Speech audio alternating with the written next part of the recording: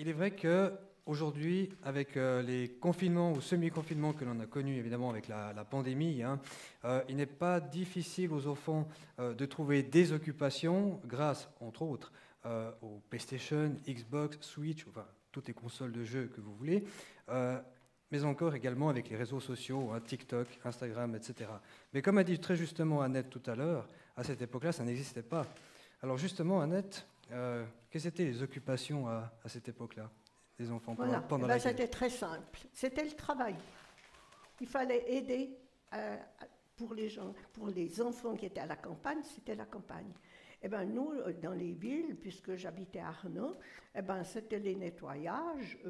On aidait à différentes choses, et notamment, par exemple, pendant les vacances d'été ou bien les après-midi de congé le mercredi, eh bien, on allait aux petits fruits, on prenait un bidon dans la forêt pour faire des confitures.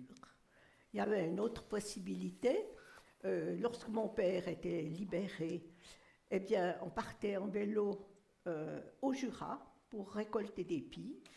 Alors, on avait un sac à dos avec des pives, un gros sac sur le porte-bagages et puis un sac de chaque côté du guidon. Voilà, on faisait ce trajet-là. Après, on faisait sécher ces pives pour avoir de quoi se chauffer pendant l'hiver. Bon, ce n'était pas suffisant, ça c'est clair. Alors, il y avait cette possibilité-là. Donc, on se déplaçait en vélo, on ne savait pas ce que... Et puis, on marchait. On marchait à travers les bois. Et puis, il y a aussi une chose. Les Noëls avaient une importance particulière, mais les cadeaux étaient rares. Peut-être une orange.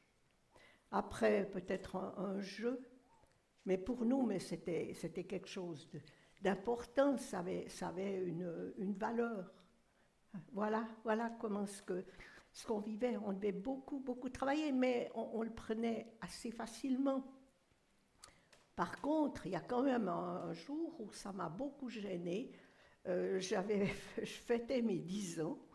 C'était un après-midi et mon père avait décrété qu'il y avait du bois à monter à l'appartement au 3e étage et que je devais le faire. Vous voyez un enfant de 10 ans porter des bûches pour arriver au 3e étage. J'en avais plus qu'assez. Et puis, je me suis énervée et puis j'ai dit tout fort quand même, en fait, travailler le jour de ma fête. Mais il y a eu une sympathique locataire qui s'est empressée de le dire à mon père. Alors je ne vous dis pas ce qui est arrivé quand il est rentré.